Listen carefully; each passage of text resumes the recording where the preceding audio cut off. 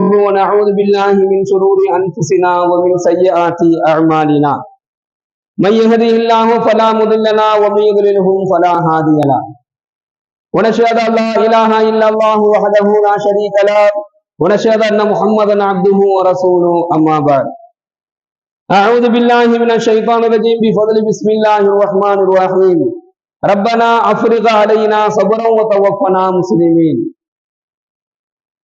கண்ணியத்திற்குரிய அல்லாஹ்வின் நல்லடியார்களே, சகோதரர்களே, ரப்பனா அஃப்ரிக அலைனா சபரன், எங்கள் இறைவா எங்கள் மீது பொறுமையை பொழிவாயாக, வதவஃபனா முஸ்லிமீன், எங்களை முஸ்லிம்களாக மரணிக்க செய்வாயாக என்கின்ற துஆவை நாம் பார்த்து வருகிறோம்.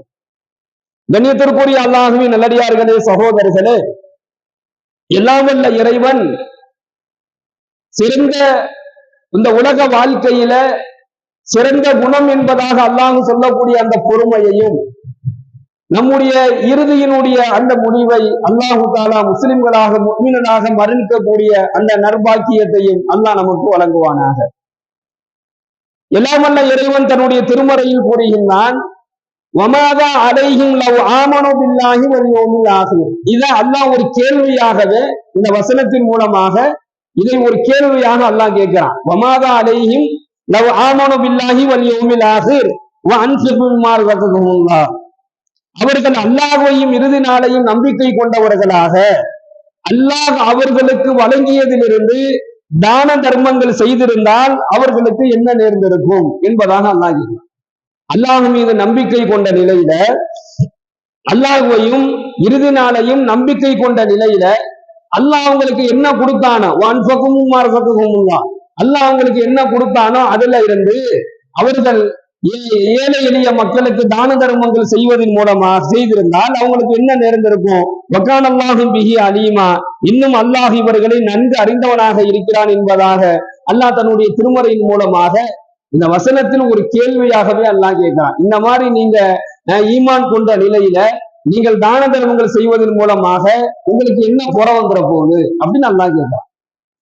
என்னை நம்பிக்கை கொண்டு என்னுடைய அந்த இறுதி நாளையும் நம்பிக்கை கொண்டு நீங்கள் தான தர்மங்கள் செய்வதன் மூலமாக உங்களுக்கு என்ன குறை வந்துட போகுது, உங்களுக்கு என்ன நேர்ந்திட போகுது, உங்களை பற்றிய எல்லாம் எனக்கு தெரியும் என்பதாக வசனத்தின் வாயிலாக ஒரு கேள்வியை அல்லாஹு தாலா நமக்கு சொல்லி காண்பிக்கின்றார். கண்ணியமிக்க சகோதரர்களே, சிறந்த வாழ்க்கையை இந்த உலகத்துல அல்லாஹ் ஒரு அடியானுக்கு தர வேண்டும் என்று சொன்னால் அல்லாஹ்வினுடைய அந்த கட்டளைகளை நிறைவேற்றக்கூடிய விஷயத்திலையும் அல்லாஹ் மீது நம்பிக்கை வைக்கக்கூடிய விஷயத்திலையும் அவர் சரியான ஒரு நிலையில் இருந்தால் அல்லாஹ் சிறந்த வாழ்க்கையை இரண்டு உலகத்திலுமே தருவான். அதுல உதாரணமாக சொல்ல வேண்டும் என்று சொன்னால் இந்த தர்மம் செய்வது, செலவு செய்தல், இந்த தர்மம் செய்வதன் மூலமாக எந்த விதமான குறையும் ஏற்படாது என்பதாக பெருமானார் ஸல்லல்லாஹு அலைஹி வஸல்லம் அவங்க சொல்றாங்க. தர்மம் செய்யக்கூடிய அந்த அமல் ரொம்ப எளிதான காரியம். நம்ம இடத்துல அல்லாஹ் எதை நமக்கு கொடுத்திருக்கிறானோ அது நமக்கு தேவையை போக நம்மிடத்தில் இருப்பதை இல்லாத ஏழை எளிய மக்களுக்கு ஒதுக்கு கொடுப்பதற்கு அது ஒரு எளிதான காரியமாக இருந்தாலும் அதில் அல்லாஹு தாலா பல வகையான நன்மைகளை வச்சிருக்கிறான். எந்த அளவுக்கு அப்படின்னு சொன்னா, தர்மம் செய்யாமல் எவர் ஒருவர் அல்லாஹ்விற்கு மாறு செய்கின்றார், ஸல்லல்லாஹு அலைஹி வஸல்லம் அவங்க சொல்றாங்க, அல்லாஹ் கொடுத்திருக்கான், கொடுத்ததுல இருந்து தர்மம் செய்யாமல் அதை தனக்கு என்பதாக அவர் வைத்துக் கொண்டு தர்மமும் செய்யல, அல்லாஹ்வின் மீது நம்பிக்கையும் கொள்ளாமல் ஒருத்தர் இருந்தார் அப்படின்னு சொன்னா மறுமையினுடைய வாழ்க்கையில தன்னுடைய தலையில் தானே என்ன செஞ்சுக்கிட்டாரு, அவர் மண்ணள்ளி போட்டுக்கிட்டாருன்னு அர்த்தம் என்பதாக பெருமானார் ஸல்லல்லாஹு அலைஹி வஸல்லம் அவர்கள் சொல்லி காண்பிக்கின்றார்கள். கண்ணியமிக்க சகோதரர்களே, அல்லாஹ் எண்ணங்களையும் அவன் மீது நாம் வைத்திருக்கக்கூடிய நம்பிக்கையையும் நன்கு அறிந்தவனாக இருக்கிறான். உள்ளத்துல நம்முடைய எண்ணம் எப்படி இருக்குது, நம்ம அல்லாஹ் மீது எவ்வளவு தூரம் ஈமான் கொண்டிருக்கோம், இந்த நம்பிக்கையை அல்லாஹ் நிச்சயமாக நன்கு அறிந்தவனாக இருக்கிறான்.